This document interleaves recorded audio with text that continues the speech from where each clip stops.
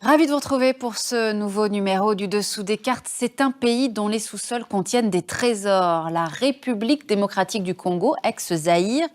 On y trouve cobalt, cuivre, diamants, or, coltan, qui sert à fabriquer nos téléphones portables et notamment ici, au lac Kivu, qui sert de frontière naturelle entre la RDC et le Rwanda, l'un des plus grands lacs d'Afrique.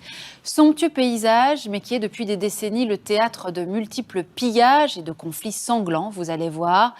De la colonisation belge à l'indépendance, de l'importation du conflit rwandais aux guerres régionales et civiles multiples, sans oublier bien sûr la corruption et les pratiques de Mobutu et du clan Kabila. Voici le dessous des cartes de la RDC, un pays constamment pillé et violenté. Au centre de l'Afrique, la République démocratique du Congo, RDC, est un immense territoire de 2,3 millions de kilomètres carrés.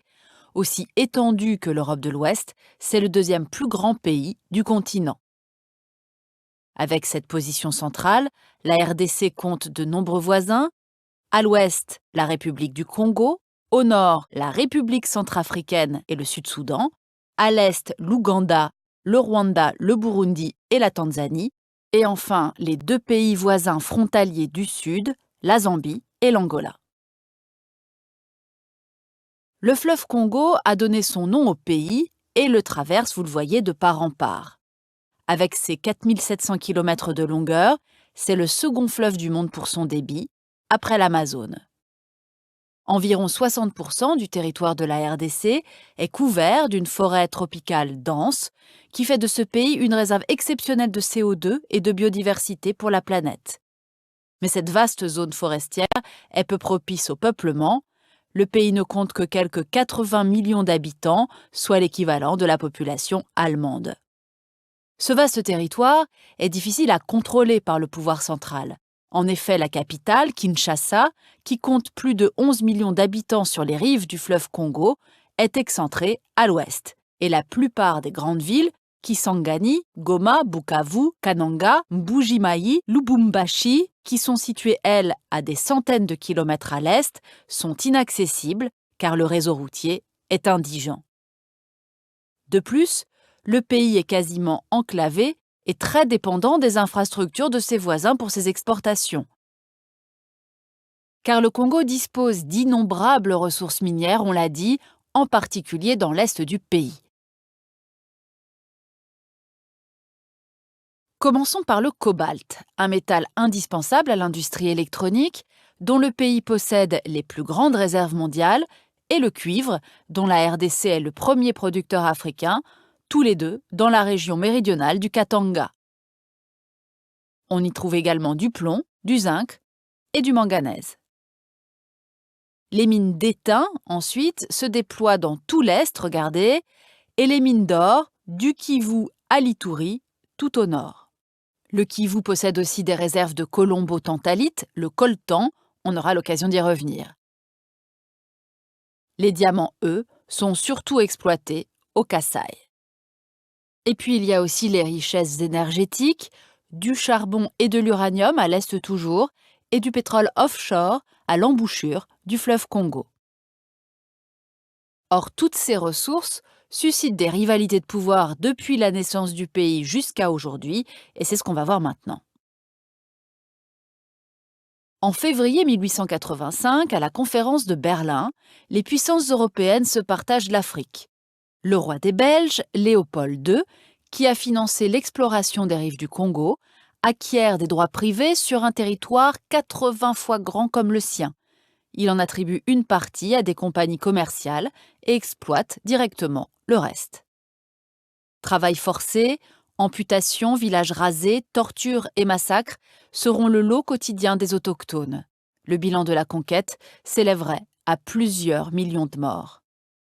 En 1908, sous la pression de l'opinion internationale scandalisée, le Parlement belge prend le contrôle du Congo qui devient une colonie.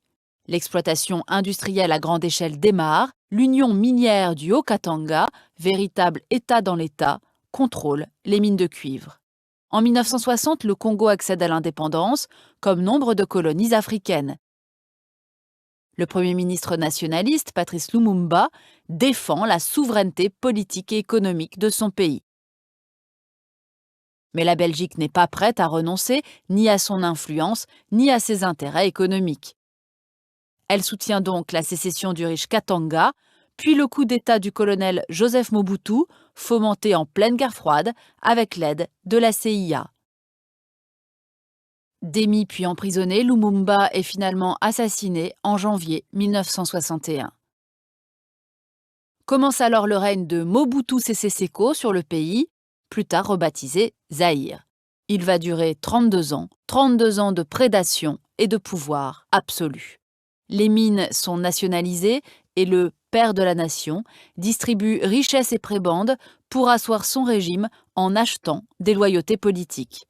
L'alliance avec la Belgique, la France et les États-Unis, parrain du général dictateur, ne s'achèvera qu'avec la fin de la guerre froide, au début des années 1990. Le régime se désintègre alors dans la violence.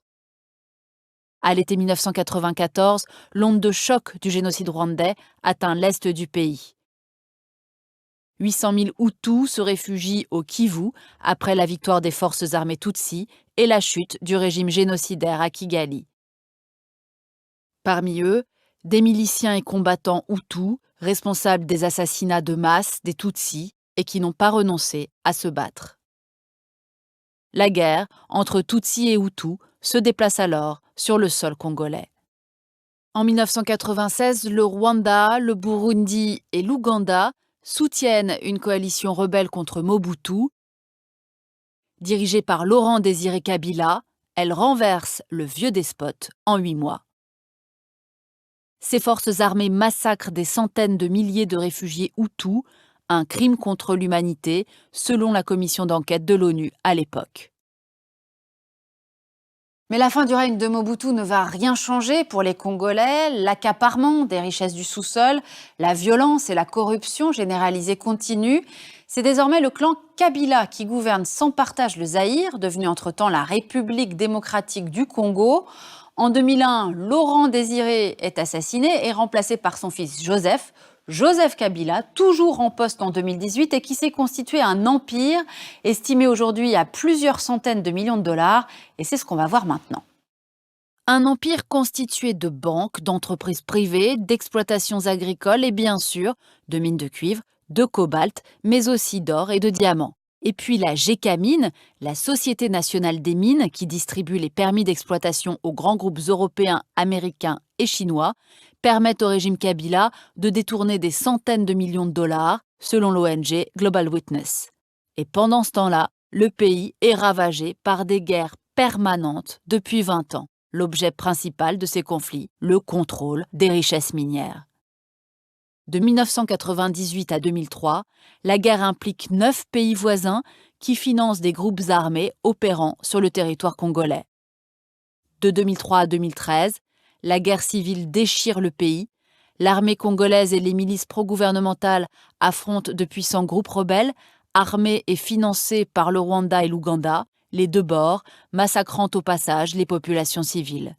On estime que ces conflits oubliés auraient fait au total environ 6 millions de morts jusqu'à aujourd'hui. En 2018, des centaines de groupuscules opèrent toujours au Maniema, en Ituri, au Katanga, au Kasaï et au Kivu.